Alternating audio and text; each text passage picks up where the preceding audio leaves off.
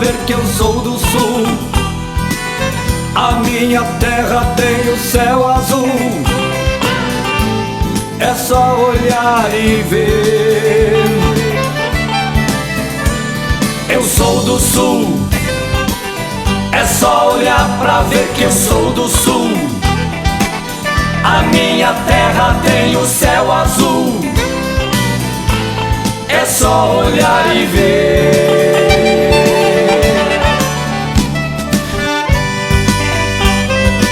Luiz Eduardo Magalhães, a saga dos pioneiros. A região do oeste da Bahia, conhecida como Além São Francisco, onde está inserido o município de Luiz Eduardo Magalhães, com 3.944 km², já foi ocupada pelo homem pré-histórico. Ele deixou urnas funerárias e instrumentos de pedra lascada e polida guardados no Museu Municipal de Barreiras. A região também foi habitada pelos índios Xacriabá e Acroá, dizimados no século XVII, e pertenceu à capitania de Pernambuco até 1827. Tropeiros com suas boiadas e garimpeiros em busca do ouro de Goiás também passaram por aqui nos séculos XVIII e XIX.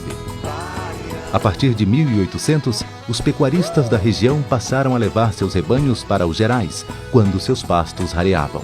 O lugar era conhecido como terra de ninguém e sem lei, onde as pendengas eram resolvidas a bala. A construção das BRs 242 e 020 no final da década de 60 não mudou esta realidade até 1980. Mas conseguiu tirar barreiras que era o entreposto comercial por causa da navegação e os demais municípios da região do isolamento. Também valorizou as terras que passaram a ser griladas. O senhor conheceu Ari Nakfur? Conheci. Ele era um dos maiores grileiros da região, não era? É, o Ari eu conheci em 1966 e depois morei vizinho a Ari em Brasília. Então Ari é uma pessoa que eu conversei muito, convivi muito com ele e até o princípio, quando ele chegou em Barreiras também, eu vi e fui testemunha também. O que se contava a respeito dele? Contava que ele tinha mais ou menos 6 milhões de hectares de terra registrada em seu nome aqui na região e que essas áreas seriam em decorrência de fraudes nos registros dessas terras. E resultou na anulação desses registros por parte do procurador do estado da Bahia posteriormente. A quem ele vendeu essas terras griladas? Eu não sei, porque no início, em 1966, logo que ele chegou aqui, começou a registrar essas terras, ele abriu um escritório no Hotel Nacional em Brasília. E de lá de Brasília ele conseguiu também, eu soube que abriu um escritório nos Estados Unidos. E lá ele teria vendido terra, inclusive para americanos. Em 1966, o alemão Hans Verpaetsky recebeu 165 mil hectares de terra nos Gerais como pagamento de uma dívida. O devedor era Alberto Nicola Vitali, do grupo de Ari Nakfur. Eu estava indo embora do Brasil, queria deixar. Chegou na minha casa e falou: antes, me empresta seu dinheiro, você tem bastante aqui agora, atrasa sua viagem um pouquinho, me empresta dinheiro, e que daqui 2 semanas eu te devolvo. Eu fiquei sem jeito, peguei o dinheiro e levei para ele. Nunca mais vi o dinheiro de volta. Aí ele chegou, 2 semanas depois, com a documentação dessa fazenda aqui,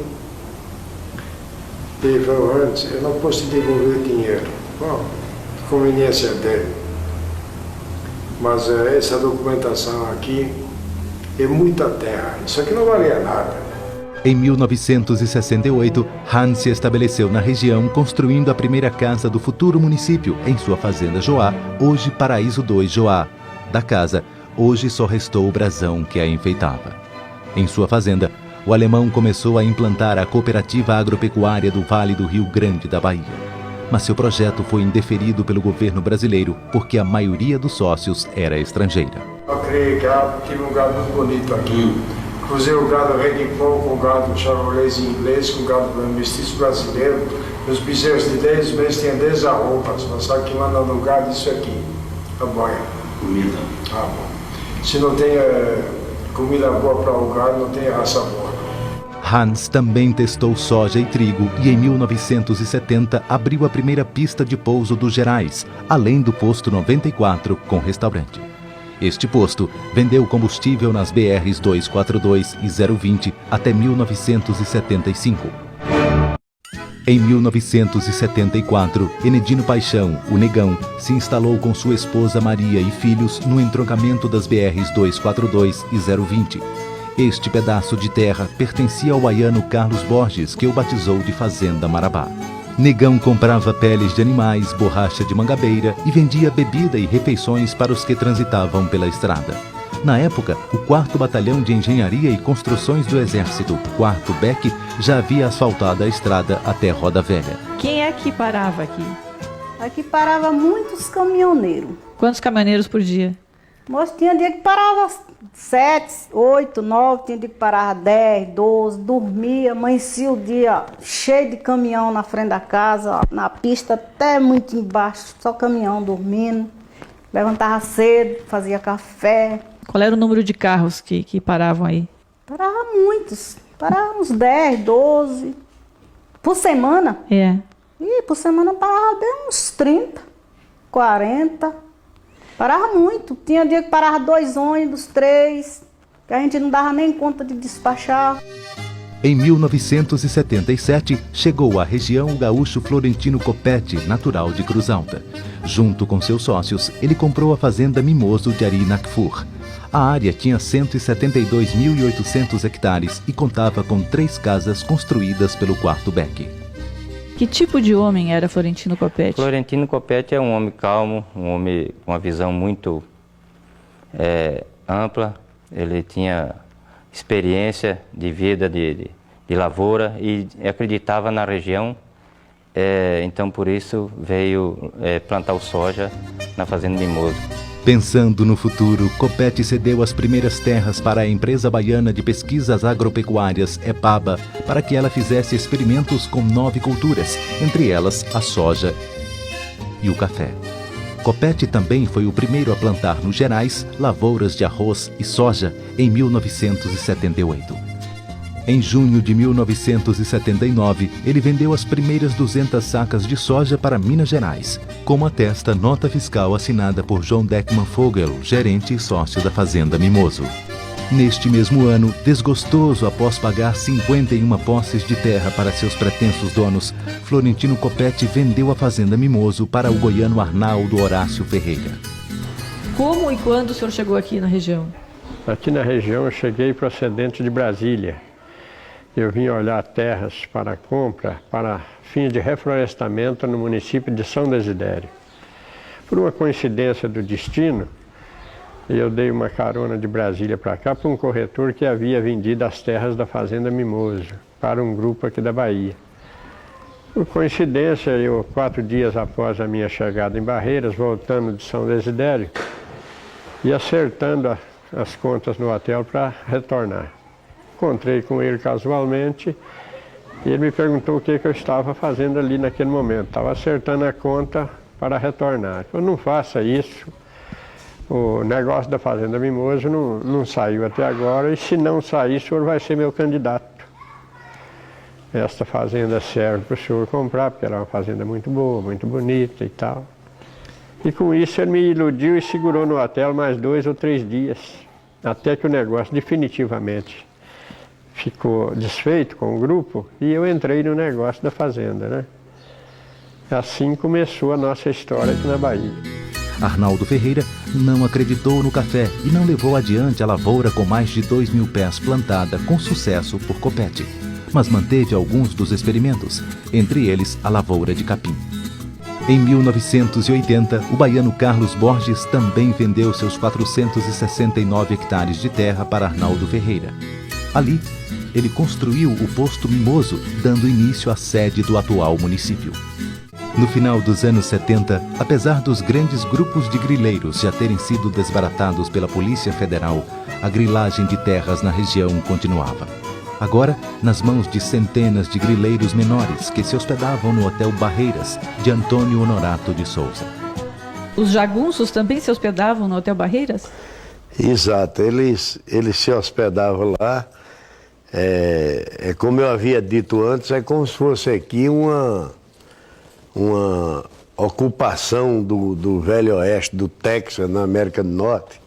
Bem assim os cowboys brasileiros faziam aqui em Barreiras, mas se hospedando sempre no Hotel Barreiras, trabalhava de dia e à noite vinha para o Hotel Barreiras com seus patrões, os grileiros, os jagunços, os cowboys, os pistoleiros, tudo junto lá. E esses jagunços, eles andavam fortemente armados? Que tipo de armas? Andavam armados e a arma de preferência deles era o rifle Papa Amarelo, chamado Winchester. E aconteciam muitos tiroteios? Acontecia nos gerais, né? Por causa de divisa de terra. No hotel nunca? Não, no hotel não. No hotel era uma zona neutra. Lá era de respeito total, todo mundo chegava e não dava nem sinal que estava brigando um com o outro. Mas a gente que era daqui sabia que existia briga e diferença de um grupo com o outro, mas aqui era total respeito. Almoçava, ia à festa, bebia, fazia farra, ninguém falava em tiroteio nem em briga. No outro dia ia para os gerais, aí lá o tiro comia. Ali também se hospedavam os experientes agricultores sulistas que começavam a chegar a Barreiras, então com 40 mil habitantes. Eles vinham atrás de terras baratas e fechavam negócios da noite para o dia. Um desses sulistas foi o gaúcho Constantino Catarino de Souza, que chegou a Barreiras em 1979, acompanhado de Hilário Capes e Antônio Guadagnino. Seu Catarino veio fazer o que aqui? Veio plantar, veio fazer o quê? Vender terra? No início, né, que ele veio aqui, então ele trabalhava de corretor, né? Ele vendia para quem as terras? Para o sulista. E de quem eram as terras que ele vendia? Ele pegava tanta gente, eu só vou dizer todos os nomes, tanta gente que ele pegava aqui, até que um depois era deputado ali de Tocantins, o HUs, de tanta gente, né? Então primeiro ele foi corretor, vendia primeiro as terras. O tal de Tonzinho, de muito fazenda, para vender em São Desidério, começou a vender primeiro em São Desidério. E aí depois aqui na região de Barreiras? Depois começou para toda a região, né? Aonde que parecia fazenda, ele ganhava, né, assim, a comissão, 5%, depois passaram a pagar 10%, depois ele começou a comprar, daí, com o dinheiro que ele ganhou, ele começou a comprar e vender para os sulistas. Aí ele já vendia. Quais eram as maiores dificuldades? A dificuldade naquele tempo, tudo era dificuldade. Porque aqui, né, vai entrar no cerrado, assim, sem nada, sem estrada, e a maior parte sem água. Dificuldades eram muitas que, se eu vou dizer, eu não vou parar mais de falar, né? Barreira também era tão pequena naquele tempo ainda, né? Faltava tudo. Você começava a trabalhar com as máquinas, não achava peça, não achava nada, porque era muito pequeno ainda, né? Sim, sim. Que era a sua casa na época? A senhora não tinha privacidade nenhuma, né? Porque a sua casa vivia cheia de gente. Sim, muita gente. Às vezes tinha 25 pessoas, não tinha mais nem onde dormir. E a senhora tinha que cozinhar para essa gente toda? Cozinhar pra gente. Ajeitar aí todo lavava mundo. a roupa, ainda passava, por muitas das vezes, né? Muitos rapazes que solteiro também, eles casavam também, ficavam com pena que eles vinham, né? Ali não tinha pra comprar ninguém. terra, não tinha onde ficar. Eles ficavam lá em casa e eu ajeitava a roupa deles. Tudo. Constantino de Souza comprou vasta extensão de terra nos Gerais e vendeu parte para os que estavam chegando. Entre eles, Oscar Dorner e Silvestre Weber, além dos Ricardi, Fontana e Ficanha. Constantino de Souza era meu amigo, a gente se criou junto.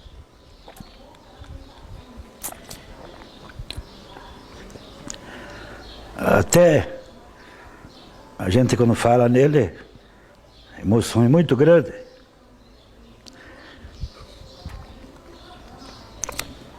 Fiquemos hospedados na casa dele por uns 3 dias. Aí ele resolveu a sair, mostrar as áreas de terra que tinha para vender aqui na Barreira. A partir de 1980, guiando seus velhos carros e caminhões trazendo tratores, foram chegando os disciplinados e trabalhadores sulistas. Vinham acompanhados de suas valentes esposas e de seus filhos pequenos. Os registros mostram que todos enfrentaram os mesmos problemas. Buscavam água a dezenas de quilômetros de distância, moravam em barracos de lona, não tinham energia elétrica nem estradas, além de desconhecer o clima e o tipo de terra da região. Entre os pioneiros estavam os Trento, Lawrence, Peruso, Chiodi, Pedron, Reich, Hamilton, Hadol, Polina, Futon, Bruch e Kaczynski, Sanderson, Schlosser, Trentini e Schwenkberg. Esta gente de fibra comeu o pão que o diabo amassou. Mas a esperança por dias melhores foi a mola que impulsionou a todos que se conheciam pelo nome e formavam uma comunidade solidária. Alguns, como Luiz Ricardi, o primeiro a plantar soja em larga escala, Adelar Capelesso, Lucir e Anildo Ficanha, foram residir em Barreiras, indo e vindo exaustivamente de suas fazendas. Quais foram as maiores dificuldades enfrentadas?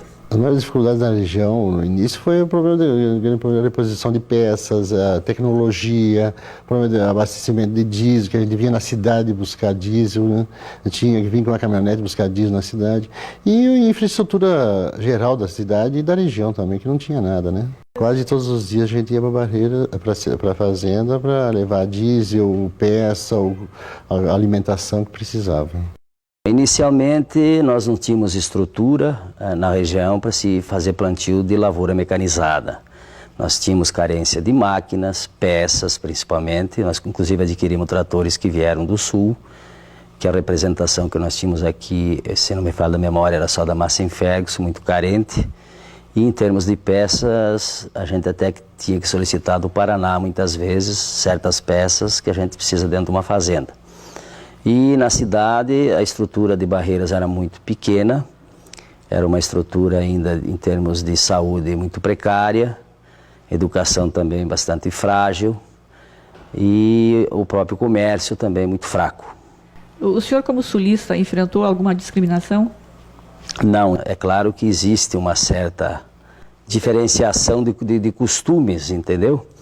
Mas o povo daqui eu acho que foi muito acolhedor, porque nós é que fomos os forasteiros que viemos para a terra deles. O que havia na atual sede do município de Luiz Eduardo Magalhães? Existia só um bar, que o proprietário, todo mundo conhecia por Negão. Então era a parada obrigatória para ir para a fazenda, era nesse bar do Negão. O que o Negão vendia? Mais era pinga, cerveja, algum refrigerante. A bolacha já era difícil porque tinha muita traça, ficava velha aqui, né? Então era difícil para a gente fazer um lanche, era só bebida quente quase. Os mais aventureiros como Silvestre Weber, Oscar Dorner, Artêmio e Clair Kozer, Carlos Casale, Elton Ficanha e Roberto Fontana moraram meses em barracas de lona e barracões no meio do cerrado. Ali, a caça era abundante e a beleza rivalizava com as dificuldades sem fim. Durante quanto tempo vocês moraram em barraca de lona? Olha, foi mais ou menos uns 6 meses, né? Da época que a gente chegou em junho, aí a gente foi lá, começamos a demarcar as terras, né? Fazer escritura em Barreiras. E daí logo a gente tinha uma barraca de camping, do tempo ainda até de solteiro que a gente tinha. A gente armou essa barraca de camping e começamos a construir o galpão, né? Pra gente morar. E o galpão a gente construiu com o dinheiro de um Fusca que o Carlinhos tinha do tempo de solteiro, né? O pai dele vendeu o Fusca lá no sul e nos mandou o dinheiro pra gente construir o galpão. E como era esse galpão? E o galpão era o mais simples possível, né? Era tijolo à vista, assim, levantado, tijolo comum, de 8 furos, um piso amarelo. E a gente não tinha dinheiro para comprar madeira, né? Madeira era muito cara aqui na Bahia nessa época. Então a gente foi num brejo, ali no Rio de Pedras, e tiramos madeira, aquela pindaíba, que é bem retinha, e foi essa madeira que nós usamos e colocamos telha brasilite. E qual era o cardápio do dia? Era bem sofrido, né? A gente tinha pouco dinheiro, então era basicamente arroz, feijão, macarrão, carne, só um pedacinho assim, só para fazer um molho. E caça?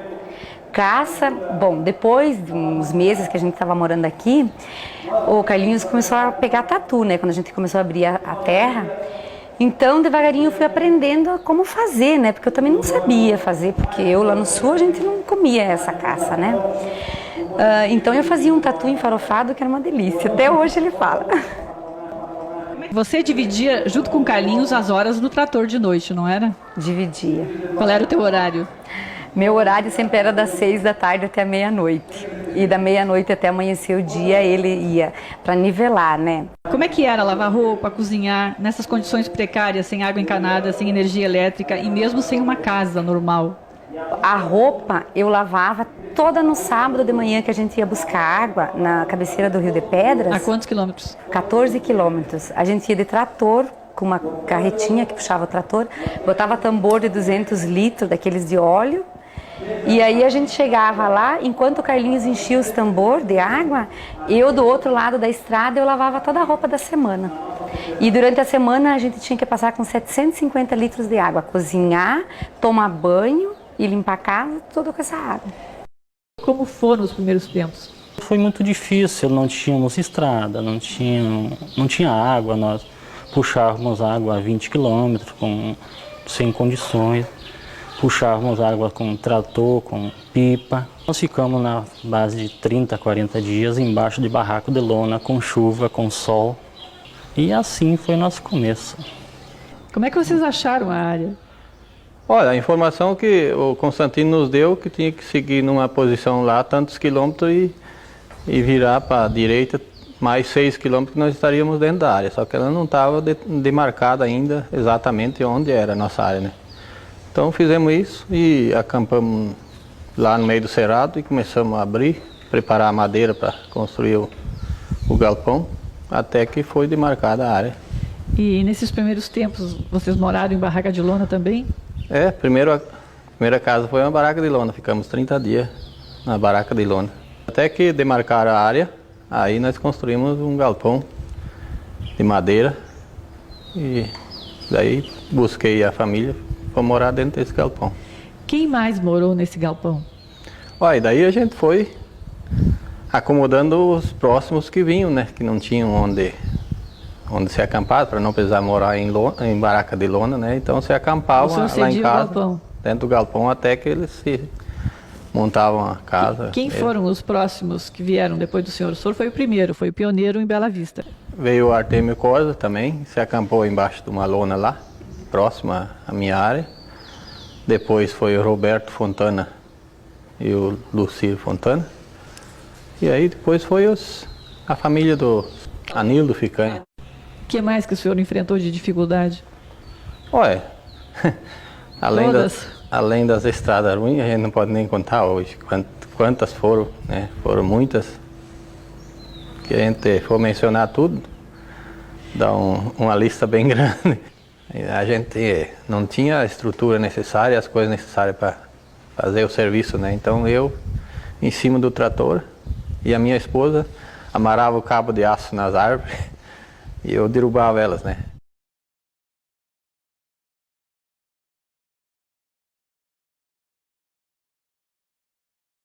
Hoje eles não se queixam desses duros tempos, pois enquanto o cerrado encolhia, as lavouras cresciam, pondo sorrisos nos rostos claros que ainda carregam o sotaque de seus ancestrais europeus.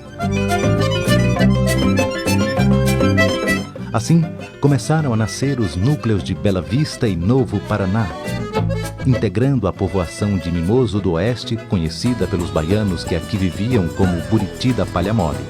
Hoje, os baianos são os moradores mais satisfeitos com a vinda dos sulistas. Pelo desenvolvimento que hoje está, bom, aquele foi um tempo de angústia, porque a gente ficava aperreado, né? Porque o pessoal de fora assim, eles ameaçavam muito. Bom, mas eu acho que foi uma benção esse pessoal ter vindo para cá, porque deu valor a essas terras. Hoje nós temos um pedaço de terra, todo mundo que tem, um pedacinho de terra que tem valor. E antigamente nós morávamos aqui, bom, e não tinha valor, nem a terra e nem nós, nem o pessoal que morava aqui não tinha valor. Em 1981 e 82, Arnaldo Ferreira trouxe os sulistas Adelque Pereira Ramos e Ademir Alba para criar a infraestrutura do posto e da fazenda Mimoso. Em 2 de abril de 1982, Arnaldo Ferreira inaugurou o posto Mimoso. Em pouco tempo, ele já aglutinava oficina, borracharia, mercado e restaurante. 12 anos depois, tornou-se campeão brasileiro de venda de combustível, comercializando mensalmente quase 3 milhões de litros. Neste mesmo ano, a família de Enedino Paixão foi indenizada por Arnaldo Ferreira e seguiu para o Tocantins, deixando para trás a primeira casa construída dentro da sede do atual município, que infelizmente foi derrubada em 2000. A partir de 1982, os sulistas foram respaldados pelo crédito rural subsidiado, concedido por Pedro Guedes, então gerente do Banco do Brasil em Barreiras. Pedro Guedes era um homem de visão. Ele acreditou no sucesso do plantio da soja, que já havia dado certo no Distrito Federal e na Fazenda Mimoso de Florentino Coppetti. A partir de 1983 até 1987, quando a AMO foi fundada, as festas eram organizadas pela comunidade do Mimoso do Oeste, presidida por Adelque Ramos. Luísa Alba supervisionava os serviços religiosos. Como é que era a vida religiosa dessa pequena comunidade e o que vocês faziam para se divertir? A gente fundou uma comunidade para trazer o padre para rezar a missa, para ter a religião, né? Os cultos. Os cultos. Daí depois a gente, na preocupação, daí onde hoje existe a AMO, a gente começou a fazer um barracão que tinha uma cancha de bocha, coberta de palha. Daí depois a gente fez um barracãozinho, ajudado pela comunidade, cada quem fazia uma doação de uma janela, de uma porta, de um tijolo, um ferro. Daí a gente começou a construir, cada quem participava e ajudava. O Jocolau, que tinha também posteriormente veio, e ele financiou a cobertura, que ele tinha uma metalúrgica na época. Financiou a cobertura, daí a gente foi pagando com festas. Em 1983, a Automecânica Alba sediou os primeiros batizado e missa, celebrados pelos padres Geraldo Lang e Arno Rydfeld, de Barreiras. Na Fazenda Odisseia, de Luiz Ricardi, foi festejada pela primeira vez a Boa Safra, o que deu origem à festa anual da soja. Em 12 de outubro do mesmo ano, a comunidade de Mimoso do Oeste construiu um galpão coberto de palha para eventos socio-religiosos. Este galpão foi incorporado pelo Pavilhão Social da AMO, inaugurado em 1989. Em 28 de abril de 1984, a colonizadora e administradora Vale do Rio Grande, Carigue, de Arnaldo Ferreira, iniciou a venda do loteamento Rancho Grande. 2 anos depois, ele foi batizado de Mimoso do Oeste e foi dada uma grande festa. A ocupação dos lotes deu início à povoação da sede do atual município, hoje com quase 30 mil habitantes. Como surgiu a ideia do loteamento? A ideia do loteamento é que eu tive assim um pensamento, fiz umas certas pesquisas e observei que essa posição aqui, ela sairia no sentido da capital, que era Brasília, capital federal, sairia um entroncamento, talvez fosse o segundo maior entroncamento do país no futuro, que é a 020.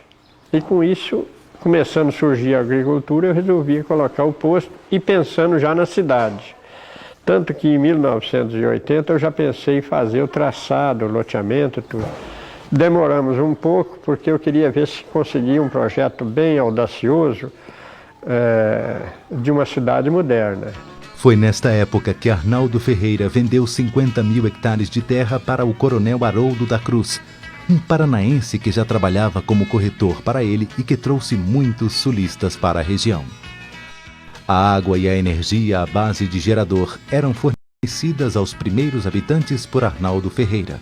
Na época, ele também cedeu 40 hectares de terra para a Cooperativa do Oeste de Minas Gerais, Cotia, se instalar, já pensando no futuro do lugar. Qual foi a importância da Cotia? Ela foi a mola mestre, porque junto trouxe todo um programa de desenvolvimento binacional, seria do governo japonês com o governo brasileiro, com a participação da JICA, né? O que é a JICA? JICA é uma instituição binacional que representa o intercâmbio técnico entre Japão e Brasil. E através do capital japonês que entrou na região, houve um surto de desenvolvimento. O PRODECER, um programa de desenvolvimento regional para a agricultura, né? E ela ainda atua até hoje nesse país. Arnaldo Ferreira também criou a primeira escola em 1984. A escola de primeiro grau do Mimoso atendia 19 alunos e funcionava na casa de Adelque Ramos. Neste mesmo ano, foi transferida para uma das salas do posto Mimoso com o nome de Escola Estadual Marina Castro Silva. Hoje, leva o nome de Colégio Estadual Mimoso do Oeste. Entre os primeiros professores estavam Verônica Kowalczuk, Jurema Meassi e Maristela Schwenkberg. Hoje, o município conta com 19 escolas, 350 professores e 9.500 alunos cursando o primeiro e o segundo graus. O terceiro grau também já oferece vários cursos. Em 25 de julho de 1984, Jacob Lauck, hoje vice-prefeito do município que ajudou a tirar do nada, veio do Paraná com a segunda leva de pioneiros. Junto com ele vieram os pais e irmãos. Na época, o povoado de Mimoso do Oeste era pequeno e precisava de investimentos. Aqui ele trabalhou e cresceu como agricultor e empresário, fundando várias empresas. Já em 85 nós começamos a colocar alguns comércios, inicialmente indústria metalúrgica. E depois foi uma série de empresas, material de construção, chegamos a mexer com construção civil, chegamos a ter 160 funcionários na construtora. Depois começamos a fabricar pré-moldados de concreto também, imobiliária, vidraçaria, fábrica de esquadrias de alumínio e uma série de... Isso a gente foi colocando devido ao crescimento da cidade, do povoado e devido à grande demanda que existia em relação a esses produtos, porque todo mundo tinha que comprar em Barreiras. A partir de meados da década de 80, as grandes indústrias se instalaram na região. Caso da Cooperativa do Oeste de Minas Gerais, Cutia, Indústrias Coelho S.A., comprada pela Cargill Agrícola S.A. e a Ceval Alimentos do Nordeste Limitada. As indústrias vieram a reboque das boas safras de soja obtidas pelos sulistas que domaram as terras da região. Eles contaram com a ajuda da EPABA, incorporada pela Empresa Baiana de Desenvolvimento Agrícola, EBDA, e da Empresa Brasileira de Pesquisas Agropecuárias, Embrapa. A partir de 1987, a AMO realizou mais obras do que a maioria das prefeituras da Bahia. Quem arregaçou as mangas como presidente da associação por 3 gestões seguidas foi Luiz Hashimoto, ajudado pelo primeiro secretário Teófilo Jerônimo. A AMO também foi a responsável pela vinda da energia elétrica em 1989 e construiu a Igreja de Nossa Senhora Aparecida, inaugurada em 9 de junho de 1991. Hoje, a AMO cedia festas e serve de local para eventos culturais e cursos. E o município já conta com vários postos de saúde e 2 hospitais em fase de acabamento. Desde os primeiros anos, os pioneiros desta saga moderna já ansiavam pela emancipação do povoado. Fato noticiado pelo Caracará, primeiro jornal local, em 1990. Quando começou a germinar essa semente de se emancipar de Barreiras? Começou há mais de 10 anos. A gente estava lutando e tentando e pleiteando isso já ainda no início dos anos 90. E aí demoramos uns 10 anos para que conseguíssemos finalmente essa tão sonhada emancipação. Esta luta iniciou em 1989, quando Luiz Hashimoto, então presidente da AMO, vereador em Barreiras e respaldado por Arnaldo Ferreira, apresentou o primeiro projeto de lei pedindo a emancipação. Foi derrotado, pois Barreiras não queria perder os gordos dividendos do ICMS gerados pela região, mas também não olhava para o rico povoado. Em vista disso, o sinal da TV Oeste só chegou em 1993, depois de muita pressão popular. A telefonia fixa residencial só foi instalada no mesmo ano porque a Associação de Irrigantes do Oeste da Bahia, AIBA, fez empréstimo à Telebahia para a compra da central digital. Quando a senhora começou a luta pelos interesses do atual município de Luiz Eduardo Magalhães? Eu comecei a luta direta por este município exatamente no momento em que nós sonhamos que esse lugar pudesse ser um município. Quando me elegi vereadora de Barreiras, representando as colônias de agricultores que habitavam já os Gerais, os Cerrados da Bahia. Nesse momento eu já começava a lutar para que esse lugar fosse um município e um grande município de acordo com os sonhos não só meus, mas daqueles que já moravam aqui e acreditavam nisso. Só com a formação da segunda comissão pró-emancipação em agosto de 1997, presidida por Valdete Stresser, o sonho de quase uma década começou a tomar forma. Qual era o sentimento que unia a todos? O sentimento número 1 era o de liberdade. O de achar que tínhamos o direito de morar numa cidade e de passar para a população este sentimento, de fazer com que a população também acreditasse conosco que nós tínhamos aquelas condições todas para nos tornarmos um município. Quem fez a diferença nesta comissão? Todos os membros atuantes, cerca de 15 pessoas que batalharam até o final sem cessar, sem medir esforços, sem horário e com muito apoio das famílias. Agora, nós não podemos deixar de dar destaque à pessoa de senador Antônio Carlos Magalhães. Nós devemos tudo a ele. Ele estava à distância, acompanhando e apoiando todos os nossos movimentos, as nossas reivindicações. Qual foi o gosto da vitória? O gosto da vitória foi o de querer é poder. Porque quando nós conseguimos, através da comissão, passar essa confiança para a população, nós começamos a gozar de credibilidade da população. E as pessoas começaram a entender que nós tínhamos o direito de termos dignidade em nossa localidade. E a partir do momento que você começa a acreditar que você tem direitos, você persiste. E geralmente, quando você persiste, você consegue. Este foi o gosto que nós tivemos. Em dezembro do mesmo ano, o povoado de Mimoso do Oeste foi elevado a distrito, graças ao projeto de lei de Antônio Henrique, atual prefeito de Barreiras, depois de muita pressão popular. Na campanha do senhor Antônio Henrique para a prefeitura de Barreiras, conversando com ele, me solicitou apoio. E o que eu precisaria para o Mimoso, se eleito fosse? Eu pedi a ele que nos desse o distritamento do Mimoso. E ele me prometeu que, se eleito fosse, estava distritado o Mimoso. Enquanto a Comissão Pró-Emancipação batalhava pela vitória, o vereador Teófilo Jerônimo entrava com projeto de lei na Câmara de Vereadores de Barreiras para mudar o nome do distrito para Luiz Eduardo Magalhães, o que conseguiu em 17 de novembro de 1998. A partir daí, a Comissão Pró-Emancipação passou a contar com a influência e o poder do então senador Antônio Carlos Magalhães. Pelo amor à memória de seu filho, ele fez a aspiração popular se tornar realidade. Após o plebiscito, em 19 de março de 2000, Luiz Eduardo Magalhães marchou garbosamente para a emancipação.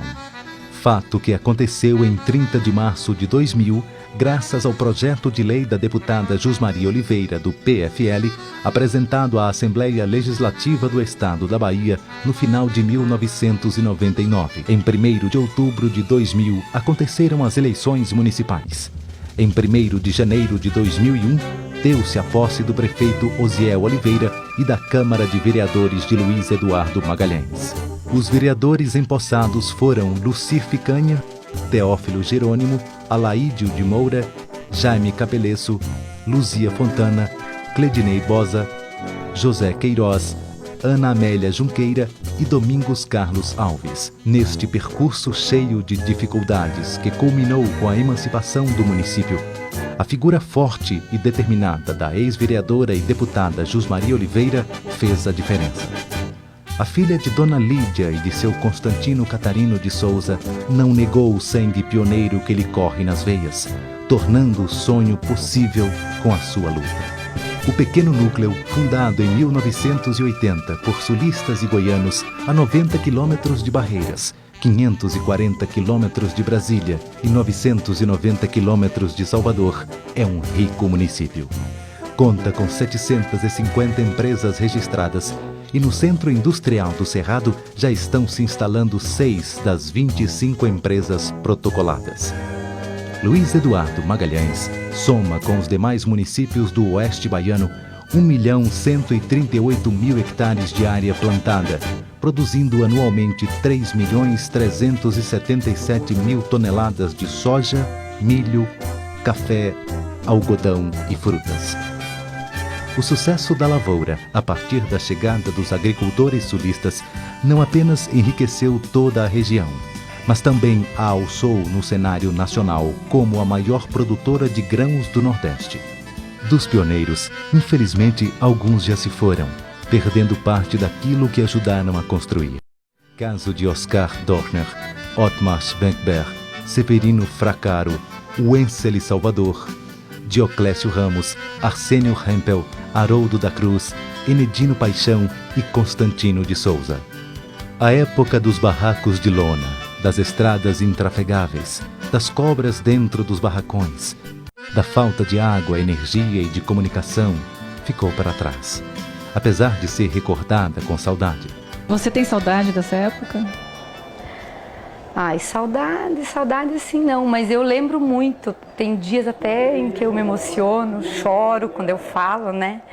Mas foi uma época boa também, foi uma etapa da vida, né? Eu acho que a gente, para conseguir alguma coisa na vida, a gente tem que passar. Acho que eu aprendi com uma lição muito grande com isso. Aprendi a dar valor para as coisas, sabe? Que na vida não é só você ganhar as coisas de mão beijada, que tem que lutar para ter as coisas na vida. Valeu a pena, então?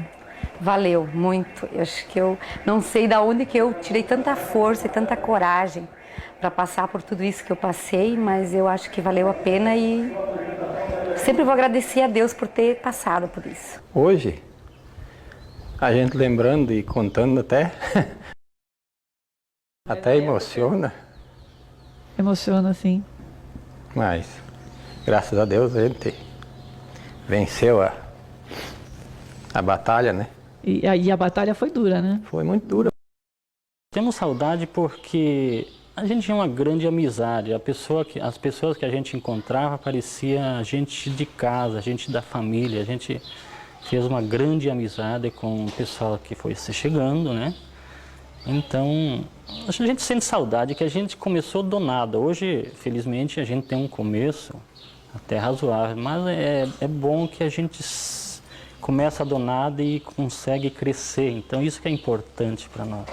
Qual era o divertimento de vocês na época? Essas poucas famílias reunidas no meio do Cerrado.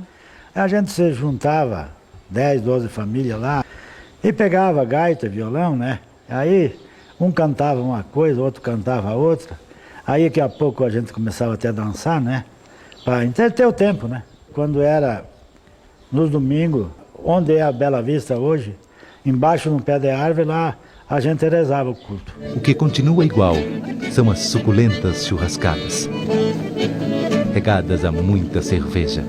O chimarrão passando de mão em mão pela manhã e à tarde.